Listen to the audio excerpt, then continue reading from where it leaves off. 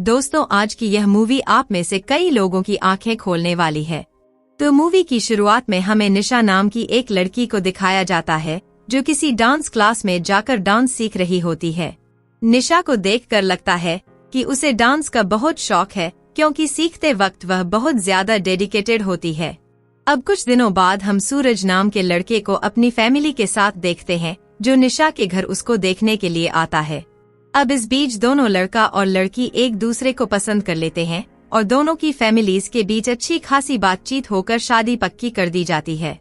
फिर कुछ महीनों बाद ही दोनों की शादी भी हो जाती है और उस वक्त निशा का उसके ससुराल में बहुत अच्छा स्वागत भी किया जाता है। इस बीच एक बहुत अच्छा सा मैसेज भी हम लोगों को दिखाया जाता है। अब शादी के दूसरे दिन जब निशा किचन में जाती है तो वहाँ उसे एक छोटी लड़की मिलती है जो वहाँ रोज दूध देने के लिए आती थी। अब बातों ही बातों में उनके बीच भी दोस्ती हो जाती है। इसके बाद सूरज किचन में आता है और उनके साथ बातें करते हुए चाय पीने लगता है। फिर हम देखते हैं कि सूरज के चाय पीने के बाद निशा सूरज के कप को धो देती है। अब आप लोग सोच रहे होंगे कि मैं यह कप धोने वाली बात एक्सप्लेन क्यों कर रहा हूँ। तो दोस्तों, इसके लिए आपको यह मूवी आगे तक देखनी होगी। खैर, उसी रात सूरज का एक दोस्त उसे और निशा को उनकी नई नई शादी होने की वजह से अपने घर डिनर पर बुलाता है। अब वह उनके घर पहुंचते हैं और काफी अच्छा टाइम स्पेंड करते हैं। बातों से हमें पता चलता है कि सूरज एक टीचर है और उसका दोस्त भी उसका कलीग है। अब डिनर के बाद निशा और सूरज वापस अपने घर आ जाते हैं। घर आते ही निशा देखती है कि उसकी सास अकेले किचन में काम कर रही है, इसीलिए वह सीधे किचन में अपनी सास की मदद करने के लिए चली जाती है। लेकिन उसके आते ही सास कहती है कि नहीं बेटी, तुम आराम करो, तुम आज थक गई होंगी। 2 दिन पहले शादी हुई है और अब आज बाहर जाने से तुमको थकान हो गई होगी, इसीलिए मैं इस काम को समेट लेती हूँ। वैसे भी मुझे शुरू से यह सब अकेले करने की आदत है। अब निशा फिर भी उन्हें इंसिस्ट करती है, लेकिन जब वो नहीं मानती तो आखिर में निशा वहाँ से चली जाती है। उसके जाने के बाद उसकी सास किचन का सारा काम करने लगती है। किचन का काम करके वह दूसरे कामों में लग जाती है, यानी तब से लेकर सोने तक वो घर के काम में ही लगी रहती है और सारा काम खत्म करने के बाद ही अपने कमरे में सोने के लिए आती है।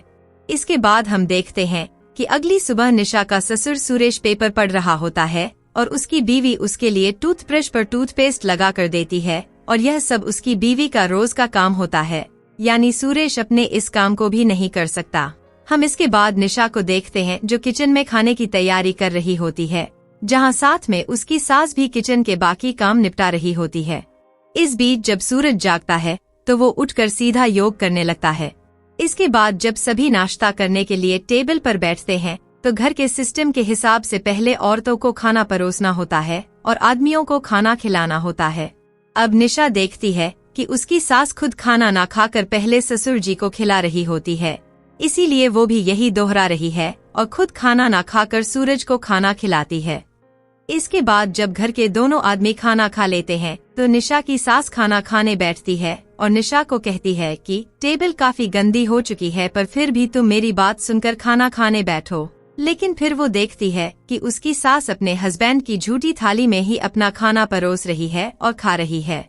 यह देखकर निशा को थोड़ा अजीब लगता है, लेकिन फिर भी वह कुछ नहीं पूछती और चुपचाप अपने लिए दूसरी प्लेट में खाना लगाकर खाने लगती है, यानी वह सूरज की झूठी थाली में खाना नहीं खाती।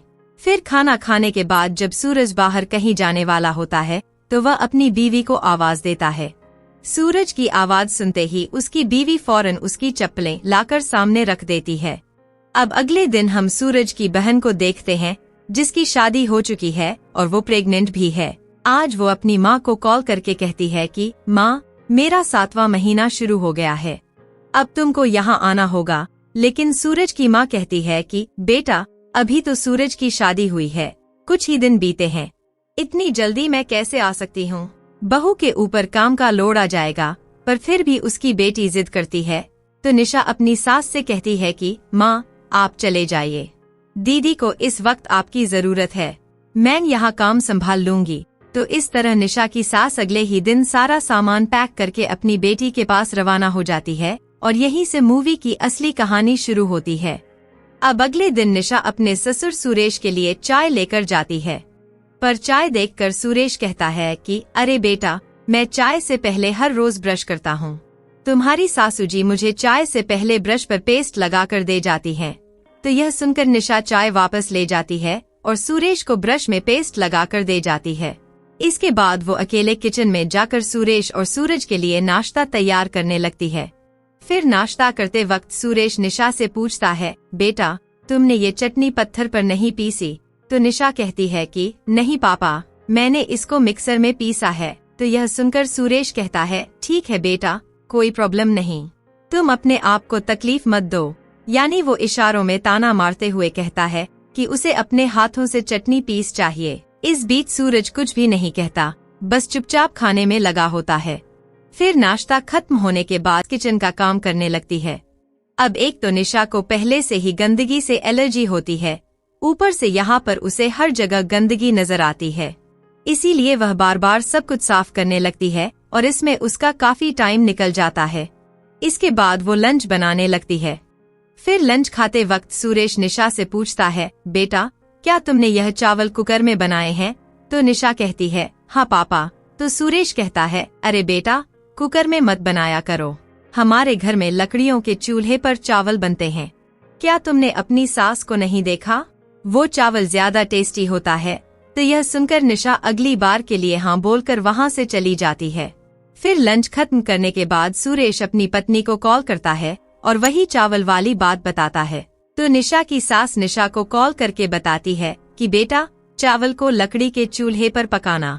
निशा अब इसके लिए भी हाँ बोल देती है और बाकी साफ सफाई में लग जाती है। फिर शाम को जब सूरज घर आता है तो निशा सूरज से पूछती है कि क्या तुम डिनर में खाना खाओगे? तो सूरज उससे कहता है, रात में हमारे घर में खाना नहीं खाते, क्या इतने दिनों में तुमने देखा नहीं? रात को हम चपाती खाते हैं, तुम चपाती बना दो। अब निशा सूरज से कहती है कि घर में दोपहर का थोड़ा खाना तो बचा है, तो हम उसे गर्म करके खा लेते हैं। पर सूरज कहता है, तो क्या हुआ, उसे फेंक दो लेकिन चपाती ही बनाओ। तो इस तरह रात को निशा सूरज के कहने पर ही चपाती बनाती है।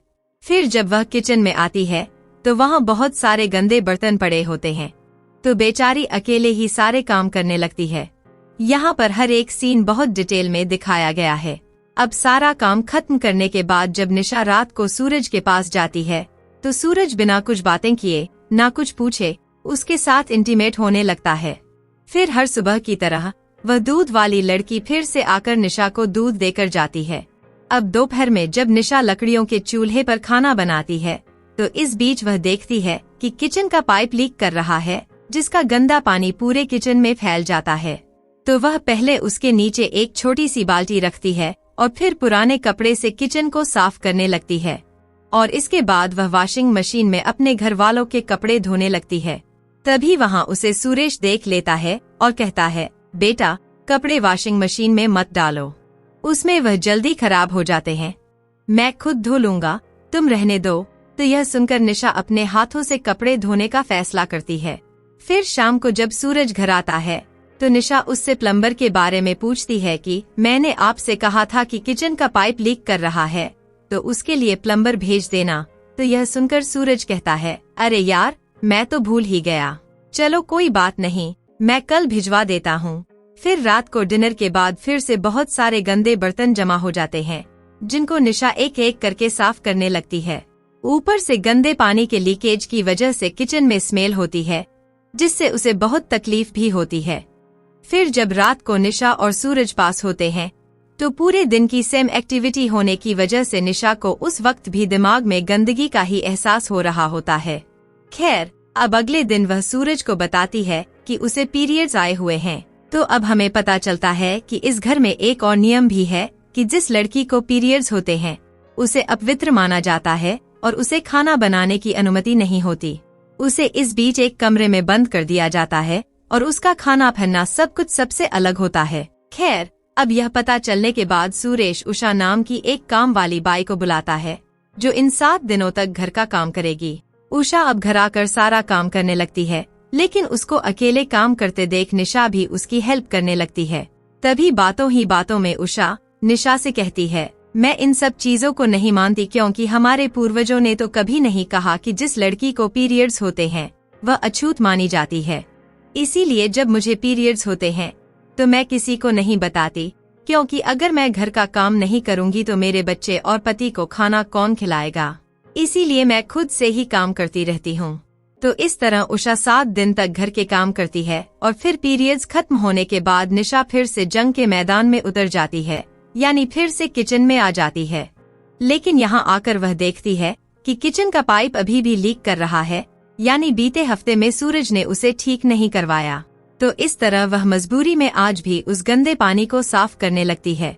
फिर नाश्ता करते वक्त निशा अपने ससुर के सामने ही सूरज से कहती है कि वह नौकरी के लिए अप्लाई करना चाहती है। तो सुरेश पूछता है कि किस तरह की नौकरी की बात कर रही हो बेटा। तो निशा कहती है, पापा मैं डांस टीचर की जॉब के लिए अप्लाई करना चाहती हूँ। अब यह सुनकर सुरेश कहता है, देखो बेटा, यह सब हमारे घर में नहीं चलेगा। हमारे घर की औरतें यह नहीं करती, वो बस घर संभालती हैं, यही सबसे बड़ा काम है। अब यह सुनकर बेचारी निशा थोड़ी मायूस हो जाती है। फिर उसको ऐसा देखकर सूरज उसे दिलासा देते हुए कहता है, तुम फिक्र मत करो, हम बाद में इस पर बात करेंगे। फिलहाल तुम पापा की बातों को इग्नोर करो। यह सुनकर निशा थोड़ा ठीक फील करने लगती है कि उसके हस्बैंड को उसकी फीलिंग्स समझ में आ रही हैं। फिर निशा अपनी सास को कॉल करके उनका हालचाल पूछती है और फिर बातों ही बातों में उनको बताती है कि वो नौकरी के लिए अप्लाई करना चाहती है। तो उसकी सास उससे कहती है, बेटा तुम अप्लाई करो, लेकिन किसी को मत बताना। सिलेक्ट होना या ना होना बाद की बात है, वो तब देखेंगे। अब एक दिन निशा और सूरज खाना खाने के लिए बाहर जाते हैं।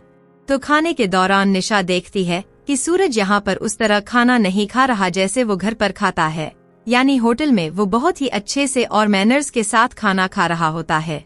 तो यह सब देखकर निशा उससे कहती है, अरे तुम तो अच्छे से खाना खाते हो, फिर घर पर ऐसे क्यों नहीं खाते। अब वो यह बात सिंपल जेस्चर के साथ कहती है, लेकिन सूरज को यह बात गलत लगती है। उसे यह सुनकर गुस्सा आ जाता है और वो कहता है, घर में मेरे टेबल मैनर्स ठीक नहीं है क्या? मेरा घर, मेरी मर्जी, मेरी कन्वीनियंस, इसमें तुम्हें क्या प्रॉब्लम है? इस तरह वो निशा को डांटने लगता है और फिर दोनों घर आ जाते हैं। वो देखती है कि सूरज घर आने तक भी उससे बात नहीं कर रहा होता। फिर बेडरूम में आने के बाद वो उससे कहती है, मैंने आपसे ऐसा क्या कह दिया कि आप मुझसे नाराज हो गए? तो सूरज जवाब देता है, तुम्हारी बात नाराज करने वाली ही थी। तुम अगर उसी वक्त मुझसे सॉरी कह देती तो मुझे शायद इतना गुस्सा नहीं आता। अब ये सुनकर निशा थोड़ी देर तक सोचती है कि उसे सूरज को सॉरी कहना चाहिए या नहीं, लेकिन फिर थोड़ी देर बाद वो हिम्मत जुटाकर सूरज को सॉरी कह देती है। उससे सॉरी सुनते ही अब सूरज के चेहरे पर मुस्कान आ जाती है और वो उससे प्यार से बातें करने लगता है। फिर दूसरे दिन जब सूरज अपने स्कूल जा रहा होता है तो निशा कहती है, कल रात को किचन में बहुत गंदगी फैल रही थी। तो यह सुनकर सूरज उससे कहता है, तुमको तो गंदगी से बहुत प्रॉब्लम है, वो मुझे कल रात ही पता चल गया था। अब सूरज की यह बातें निशा के समझ में नहीं आती कि वह पॉजिटिव सेंस में बोल रहा है या नेगेटिव सेंस में। अब लंच बनाने के बाद निशा आज अपनी जॉब के लिए अप्लाई करती है, वो भी बिना किसी को बताए। अब उसी रात सूरज के घर उसके कुछ रिश्तेदार आते हैं। तो इस बीच वो आदमी निशा से कहता है, बेटा मेरे लिए एक अच्छी ब्लैक टी बनाकर ले आओ। तो बेचारी निशा को जिस तरह की चाय बनाना आता था वो उसी तरह उसको बना लाती है। तो यह आदमी चाय पीते हुए कहता है, अरे बेटा ये क्या बना दिया, तुम इसे ब्लैक टी कहती हो? इस तरह फिर वो उसे कुछ इंग्रेडिएंट्स के बारे में बताने लगता है और कहता है कि सारी चीजें डालने के बाद तब जाकर काली चाय बनती है। अब इसके बाद बातों ही बातों में वो कहता है कि चलो आज औरतों का हॉलिडे है, किचन में हम खाना बनाएंगे। तो इस तरह आज रात को सभी मर्द मिलकर किचन में आकर खाना बनाते हैं। फिर जब डिनर के बाद निशा किचन में जाती है तो किचन का बहुत ही बुरा हाल होता है, चारों तरफ बस गंदगी ही गंदगी फैली होती है। इस बीच वो आदमी फिर से उसे आवाज लगाकर कहता है, बेटा अब मेरे लिए एक काली चाय बनाकर ला सकती हो क्या? अब अगले दिन निशा को एक लेटर मिलता है। वह सोचने लगती है कि यह लेटर कहाँ से आया है। तो उसे पढ़ते ही उसे पता चलता है कि यह असल में उसका इंटरव्यू लेटर है। तो सुरेश यह सुनते ही कहता है, बेटा हमने इस बारे में बात कर ली थी ना और मैंने मना किया था, तो तुमने दोबारा अप्लाई क्यों किया? तुम्हारी सास को ही देख लो, वो एक पोस्ट ग्रेजुएट है, लेकिन मेरे पिता के कहने पर उसने जॉब नहीं किया, क्योंकि औरतों का घर में रहना ही अच्छा लगता है। यह सुनकर अब निशा बहुत मायूस हो जाती है और रात को इस बारे में सूरज से बात करने का डिसाइड करती है। फिर रात होने पर जब सूरज निशा के पास आता है तो वह फिर से कहता है, मैंने कहा था कि तुम जॉब के लिए अभी अप्लाई मत करो, लेकिन तुमने मेरी बात नहीं मानी और दोबारा जॉब के लिए अप्लाई किया। वह कहता है, शादी से पहले मैंने तुम्हारे माँ बाप को बताया था कि हमारे घरों में लड़कियाँ जॉब नहीं करती। तो निशा कहती है, मुझे किसी ने नहीं बताया कि तुमने ऐसा कुछ कहा था। खैर, अब उसके बाद रात को जब सूरज सोने के लिए तैयार हो रहा होता है तो वह निशा से कहता है कि मैं सबरीमाला जाना चाहता हूँ। अब दोस्तों, असल में साउथ इंडिया में इस सीजन में लोग स्वामी जी बनते हैं, माला पहनते हैं और काले कपड़े भी पहनते हैं। सूरज फिर कहता है, मैंने अभी डेट डिसाइड नहीं की है, लेकिन जल्द ही मैं माला पहनने वाला हूँ और जब मैं माला पहनूंगा तो कुछ वक्त तक हम पास नहीं आ पाएंगे। अब पास आने की बात से निशा कहती है, क्या हम आज रात को पास आने से पहले कुछ देर बात कर सकते हैं, यानी फोरप्ले, क्योंकि मुझे तकलीफ होती है। तो सूरज इस बात का गलत मतलब निकालने लगता है और कहता है, तुमको तो सब कुछ पता है, फोरप्ले, रोमांस वगैरह। इस तरह वह उल्टा इन बातों के लिए निशा के ऊपर उंगली उठाने लगता है, मानो उसने पहले ऐसा कुछ किया हो। इसके बाद सूरज की बातें सुनकर बेचारी निशा रोते हुए सो जाती है। अब कुछ दिन बाद सूरज और सुरेश माला पहन लेते हैं। अब नियम के हिसाब से जो लोग माला पहनते हैं वो मियां बीवी एक कमरे में नहीं सोते और उनको काफी सारे रूल्स फॉलो करने पड़ते हैं। अब आज नाश्ता करते समय सूरज निशा से पूछता है, क्या यह खाना कल का है? तो वह कहती है, हाँ। तो यह सुनकर सूरज बिना खाना खाए टेबल से उठकर चला जाता है। वह कहता है, क्या तुम्हें पता नहीं, जो लोग माला पहनते हैं उन्हें कल का खाना नहीं देते, फ्रेश खाना देते हैं। अब सच में यह बात निशा को नहीं पता होती, क्योंकि उसके पिता शुरू से ही बाहर विदेश में रहते थे और इन सब रीति रिवाजों को निशा ने कभी क्लोजली फॉलो नहीं किया था। अब इसी दौरान निशा को पीरियड्स आए हुए हैं, पर सुरेश को पता चलता है कि उषा काम पर नहीं आ सकती, इसीलिए वह अपनी छोटी बहन को घर पर बुला लेते हैं। अब जैसे ही सूरज की बुआ घर आती है तो निशा को देखते ही डांटने लगती है। वह कहती है, जिस लड़की को पीरियड्स होते हैं उसे बेड पर नहीं बैठना चाहिए, सिर्फ चटाई पर ही अपना सारा काम करना चाहिए। तो इस तरह बुआ फौरन चटाई निकालकर नीचे बिछा देती है और कहती है, तुम यहीं पर बैठो, पता नहीं तुम्हारे माँ बाप ने क्या सिखाया है। अब थोड़ी देर में नाश्ता बनाने के बाद बुआ नाश्ता लेकर आती है और उसको नीचे चटाई पर रख कर कहती है, तुम अपना खाना खाकर प्लेट यहीं पर रख देना और एक कदम भी इस कमरे से बाहर मत निकलना।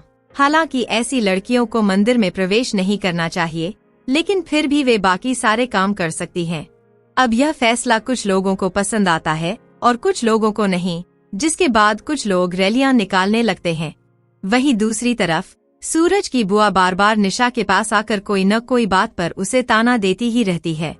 इस बीच एक दिन जब सूरज अपनी बाइक से स्कूल जा रहा होता है तो घर से निकलते ही थोड़ी दूर जाने पर ही वह अपनी बाइक से गिर जाता है। यह देखते ही निशा घबरा जाती है और फौरन सूरज के पास जाकर उसे हाथ लगाकर उठाने लगती है, लेकिन उसके छूते ही सूरज एकदम से उसके ऊपर बरस पड़ता है और कहता है, दूर हटो, ऐसी हालत में तुम एक स्वामी को नहीं छू सकती, तुम्हें क्या यह भी नहीं पता। इस तरह से वो उसे जोर से डांटने लगता है और यह सब कुछ रोज रोज सुनकर बेचारी निशा चुप हो जाती है। अब सूरज इसके बाद अपने गुरुजी से फोन पर बात करता है और कहता है कि अगर मासिक धर्म वाली लड़की स्वामी को छुए तो पवित्र कैसे हो सकते हैं। तो यह सुनकर गुरुजी कहता है, देखो, इसके 3 तरीके हैं। पहला तो यह कि गाय के गोबर को खाओ, दूसरा गाय के मूत्र से स्नान करो और तीसरा एक बहती हुई नदी में जाकर स्नान करो। तो इस तरह सूरज अपने आप को शुद्ध करने के लिए नदी में जाकर स्नान करने लगता है। अब इस बीच निशा अपने वीडियो को शेयर कर देती है। फिर उसी रात सूरज की बिरादरी में यह बात पता चलती है तो कुछ लोग उस रात सूरज के घर आकर कहते हैं, तुम्हारी पत्नी से कहो कि वह वीडियो डिलीट कर दे, वरना हमारी बिरादरी की समाज में क्या इज्जत रह जाएगी। वे कहते हैं कि तुम्हारी पत्नी जैसी लड़कियों की वजह से ही हमारा कल्चर बिगड़ रहा है। अब यह सुनकर सूरज तिलमिला जाता है और फौरन निशा के पास जाकर उसे समझाता है कि तुमने जो वीडियो शेयर किया है उसे डिलीट कर दो, क्योंकि वह बिरादरी के लिए सही नहीं है। तो यह सुनकर निशा कहती है, क्यों, क्या हुआ, इसमें या दिक्कत है? तो सूरज कहता है कि तुमने जो पोस्ट किया है उसे डिलीट करना होगा। अब अगला दिन कुछ गुरुजी सूरज के घर आते हैं पूजा पाठ करने के लिए। इस बीच जब किचन में वह बच्ची दूध देने के लिए आती है तो निशा उससे कहती है, बेटा तुम बाहर से इस दरवाजे को लॉक कर दो। इसके थोड़ी देर बाद सूरज अब निशा को बहुत गुस्सा आता है और वो सोचने लगती है कि किस तरह से इसका बदला लिया जाए। उसे लगता था कि शायद सूरज को सारी चीजों का फर्क पड़ेगा और खुद को बदल लेगा, लेकिन अब यह सब निशा को पूरी तरह से निराश कर चुका था। इसलिए एक एक पल अब उसको भारी पड़ रहा होता है। फिर बहुत देर हो जाती है तो चाय ना बनने की वजह से सूरज किचन में आता है। वह देखता है कि निशा ने चाय नहीं बनाई है, तो वह पूछता है, क्या तुमने अभी तक चाय नहीं बनाई? मुझे कहे हुए इतनी देर हो गई है। तो निशा कहती है, हाँ मैं अभी बना रही हूँ, थोड़ी देर रुको।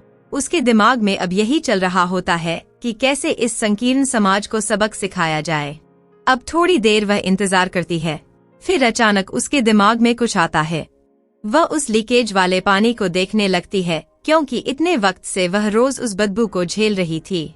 ऊपर से इतनी बार कहने पर भी सूरज को यह एहसास नहीं हुआ था कि निशा के ऊपर उस गंदे पानी का कितना बुरा असर पड़ रहा है। इसलिए आखिर में वह किचन में होने वाले उस लीकेज पानी को 2 गिलास में भरकर सूरज और सुरेश को दे देती है। इसके बाद वह किचन में जाकर इंतजार करती है कि कब यह पटाखा फटेगा। फिर थोड़ी देर बाद वह दोनों गुस्से में किचन में आते हैं, लेकिन जब तक सूरज निशा को कुछ कह पाता तब तक वह किचन के गंदे पानी को दोनों पर फेंक देती है और बाहर से दरवाजा लॉक करके अपने कपड़े पैक करके अपने घर वापस चली जाती है। फिर घर में आने के बाद निशा की माँ उसे समझाने लगती है कि तुमको ऐसा नहीं करना चाहिए था और इस तरह वहाँ से नहीं आना चाहिए था। चलो मैं तुम्हें वापस छोड़ कर आती हूँ और उन लोगों से बात भी कराती हूँ। पर तभी उसी मोमेंट पर निशा का छोटा भाई घर आता है और अपनी बहन से पानी मांगने लगता है। तो यह देखकर अब निशा को बहुत गुस्सा आता है और वह गुस्से में कहती है, क्या तुम अपने हाथों से पानी नहीं पी सकते? यह काम भी हम औरतें करेंगी। सच है, हम माँ बाप ही अपने बच्चों को शुरू से ऐसी चीजें सिखा देते हैं जो बाद में सुई की तरह चुभती रहती हैं। फिर कुछ महीनों बाद सीन शिफ्ट होता है और हम देखते हैं कि निशा के पास एक बहुत ही अच्छी कार है और उसने अपना सपना भी पूरा कर लिया है, यानी वह अब एक क्लासिकल डांस टीचर बन चुकी है। जबकि दूसरी तरफ सूरज को दिखाया जाता है जिसने दोबारा एक और शादी कर ली होती है और शादी के दूसरे दिन सूरज दोबारा किचन में जाकर अपनी दूसरी पत्नी के हाथ से चाय पीता है और चाय पीने के बाद हम देखते हैं कि उसकी पत्नी सूरज का कप धोने लगती है। यानी इसका मतलब हुआ कि इस औरत की हालत भी अब निशा जैसी ही होने वाली है। और इस तरह से इस सीन के साथ यह मूवी यहाँ एंड हो जाती है।